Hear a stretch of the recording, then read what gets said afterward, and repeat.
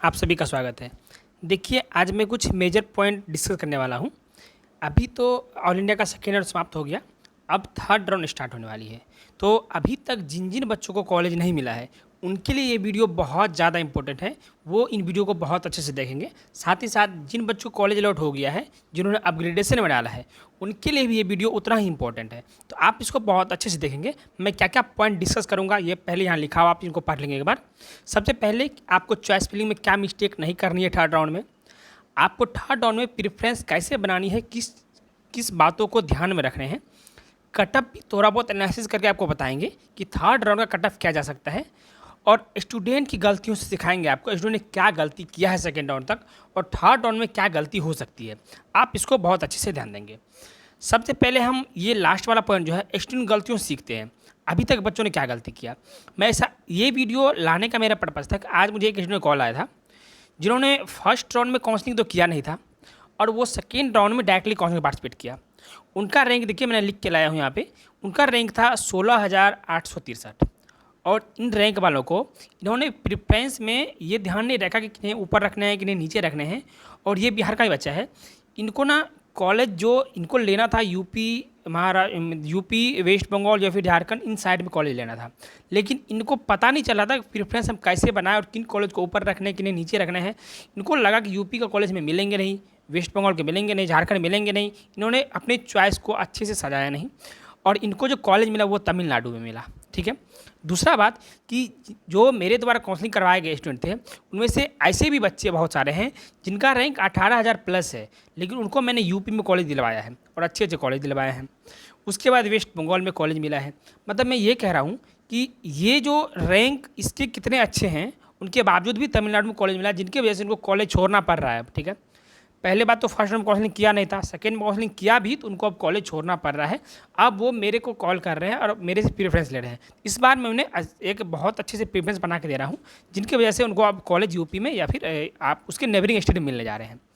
तो ये मैं कह रहा हूँ कि ये गलती देखिए, इतने अच्छे रैंक होने के बावजूद भी आपको आपके रैंक के अकॉर्डिंग जो डिजर्विंग कॉलेज है, जो बेस्ट से बेस्ट कॉलेज आपको मिल सकते हैं, वो नहीं मिल रहे हैं। और ऐसा कॉलेज मिल रहा है जिनको आपको बाद में छोड़ना पड़ रहा है। और इस बार नीट के इतने स्कैम के बावजूद भी आपको कॉलेज छोड़ना पड़ रहा है, तो ये बहुत बुरी बात है। ठीक है।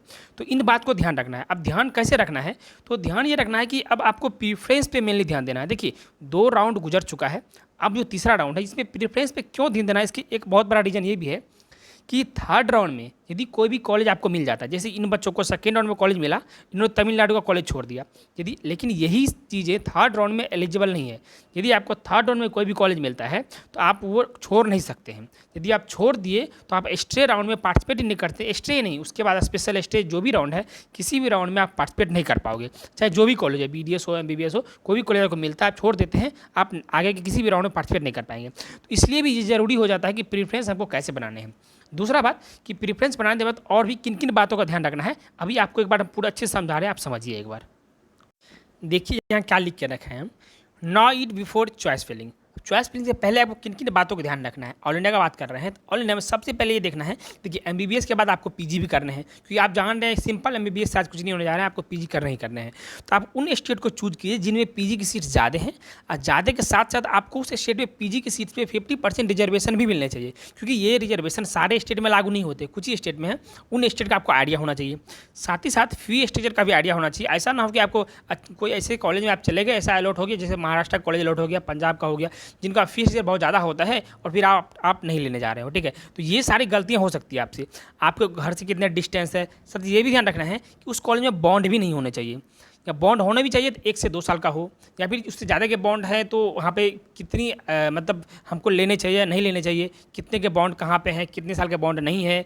ये सारी बॉन्ड वाली बातें जो है बहुत अच्छे से आपको ध्यान रखनी है, क्योंकि MBBS तो आपको वहाँ पे गुजारना ही है। साथ ही यदि 2 साल 3 साल 5 साल का बॉन्ड है तो आपको वो भी सर्व करने ही पड़ेंगे, नहीं तो उसके लिए बहुत ज़्यादा रकम आपको चुकानी पड़ सकती है। 25 लाख, 30 लाख, 5 लाख, 7 लाख, ऐसे आपको अमाउंट पे करने पड़ सकते हैं। उसके बाद आपको MBBS की डिग्री मिलेगी।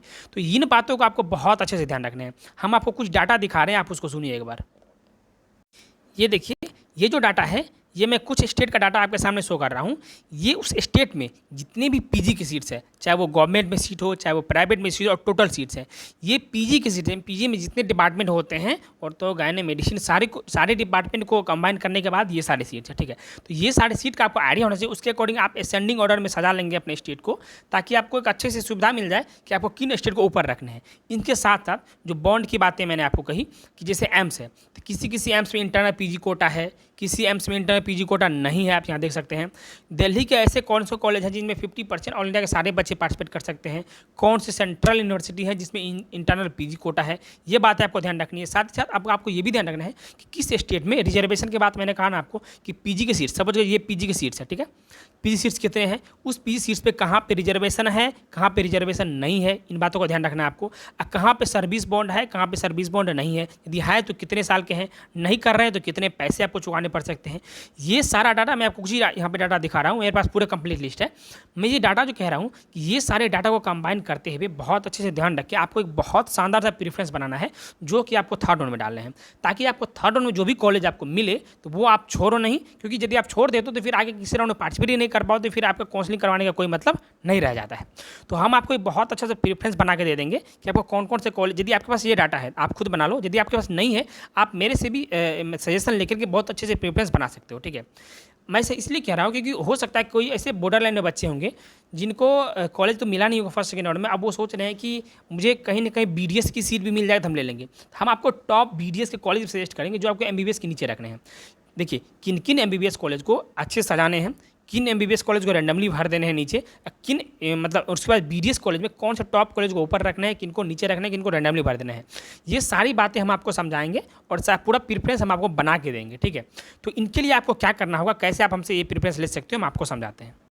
देखो मेरा एक छोटा सा पेड पर्सनल काउंसलिंग गाइडेंस चलता है, इसमें आपको क्या क्या सुविधाएं मिलेगी आप सुनो एक बार।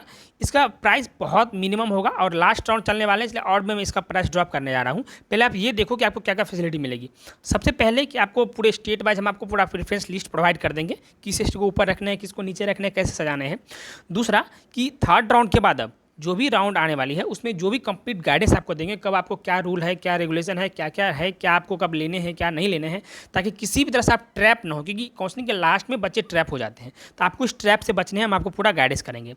चाहे डॉक्यूमेंट रिगार्डिंग जो भी आपको डाउट होगा वो सारे डाउट भी आपको क्लियर करेंगे। देखिए काउंसलिंग के दौरान बहुत सारे आपको डाउट आते रहेंगे माइंड में, यदि आपको बताने वाला होगा तो आपका वो doubt with in a second clear हो सकता है। यदि बताने वाला ना हो तो वो डाउट आपका बढ़ते बढ़ते आपको परेशानी में डाल सकता है। पूरा थ्रू आउट द काउंसलिंग आप परेशान रहेंगे, लास्ट में कॉलेज भी नहीं मिलेगा। यदि आपको बताने वाला हो तो आपको विद इन अ सेकेंड कोई डाउट आपका सोल्यूशन हो सकता है, ठीक है। तो उनके लिए ये पेड पर्सनल काउंसलिंग गाइडेंस चलता है।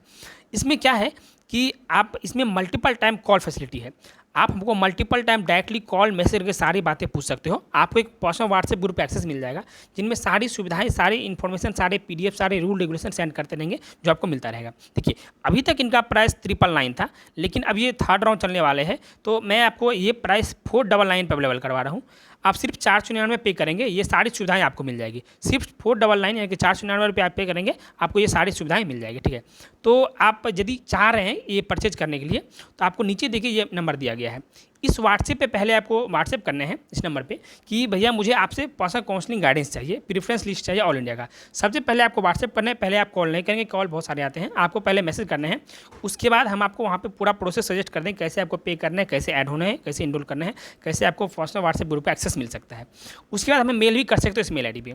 तो मुझे उम्मीद है कि ये सारी बातें आपको समझ आ गई होगी। यदि आपको व्हाट्सएप रिप्लाई नहीं जाता है उसके बाद आप कॉल भी कर सकते हो, ठीक है।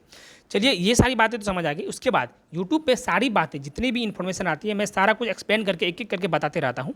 तो आप उसके लिए चैनल सब्सक्राइब करके जरूर रख लेंगे ताकि आपको आगे आने वाली सारी इन्फॉर्मेशन एक एक करके बहुत अच्छे से मिल रहे। जो भी सजेशन देनी होगी हम आपको बहुत सजेस्ट करते रहेंगे आने वाले सारे वीडियो में, ठीक है। तो आप चैनल सब्सक्राइब करके रख लेंगे ताकि आपको आने वाली कोई भी मतलब अपडेट मिस ना हो और आप किसी भी तरह से ट्रैप ना हो। चलिए मिलते हैं नेक्स्ट वीडियो में, बाय बाय, थैंक यू।